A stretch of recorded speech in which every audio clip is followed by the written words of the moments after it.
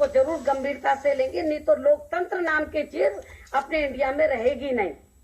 आपको मालूम है कि अमेरिका समझ लो कि फिर तो बहुत गड़बड़ हो जाएगा, लोकतंत्र नाम की चीज इधर रहेगी नहीं, और फिर तो विरोधी पार्टियों को चुनाव लड़ना नाम मात्र के लिए रह जाएगा। तो इसलिए अब इस संबंध में हालांकि हमने मुख्य चुनाव आयोग को चिट्ठी लिखी है, उसके बाद फिर मैंने आप लोगों को बुलाया है। अब उत्तर प्रदेश में खासकर ज्यादातर लोगों का विश्वास ईवीएम अर्थात वोटिंग मशीन पर से लगभग उठ सा गया है। लगभग क्या, अरे कौन बोलता है भैया उठ गया है? आंटी आप रो रही हो बहुत ज्यादा। ये सवाल कर रहे हैं। अरे आपको किसने बताया? ये पहले बताना चाहिए था ना। जो उन्होंने कल तक तो आप दावा कर रही थी मायावती जी। सवाल कर रहे हैं, देखिए ये है मायावती जी, बौखलाहट साफ नजर आ रही है इनकी। वो आखिर कहाँ चले गए?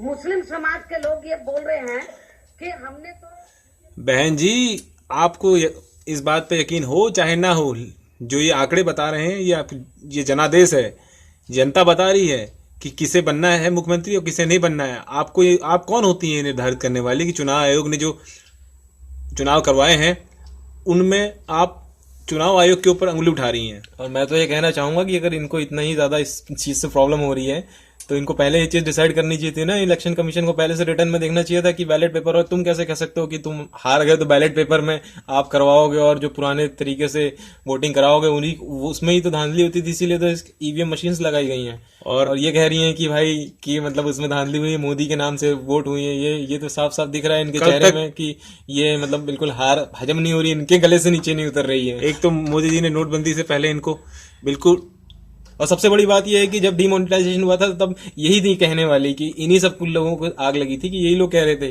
कि यार मोदी जी ने तो डिमोनेटाइजेशन किया, क्यों इनके ट्रक क्यों वापस हो गए थे गाजियाबाद से भाई 8 तारीख को, और इनके पास अगर ये होते। इसी सारी चीज की भड़ास ये लोग निकाल रहे हैं। अभी सुनते हैं आगे क्या कह रही है। देखो मांग है इस संबंध में मायावती जी कहने के लिए कुछ नहीं। आप लोगों को बुलाने से पहले, प्रेस कॉन्फ्रेंस बुलाने से पहले तो हमने भारत निर्वाचन आयोग को इस संबंध में चिट्ठी लिखी है। चिट्ठी की कॉपी आप लोगों को अभी दे दी जाएगी। जैसे कि आप लोग देख रहे हैं आंकड़े बता रहे हैं बीएसपी 19 सीटों पे रह गई है, सिमट के रह गई है। तो ये उनके गले से नहीं उतर रहा है।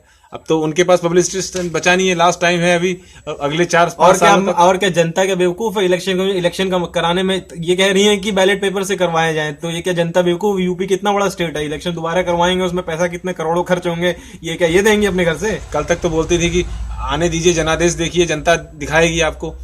बुआ बबुआ और कांग्रेस सारी पार्टियां मिल गई, लेकिन परिणाम आपने देख लिया। बीजेपी मोदी जी की लहर है उत्तर प्रदेश में, 312 सीटें हैं, बीएसपी 19 सीटों पर सिपट के रह गई है। जाति और धर्म के नाम पे लोग बेवकूफ नहीं बनेंगे, लोगों को चाहिए डेवलपमेंट, जो कि मोदी जी ने कहा है कि सबका साथ सबका विकास। और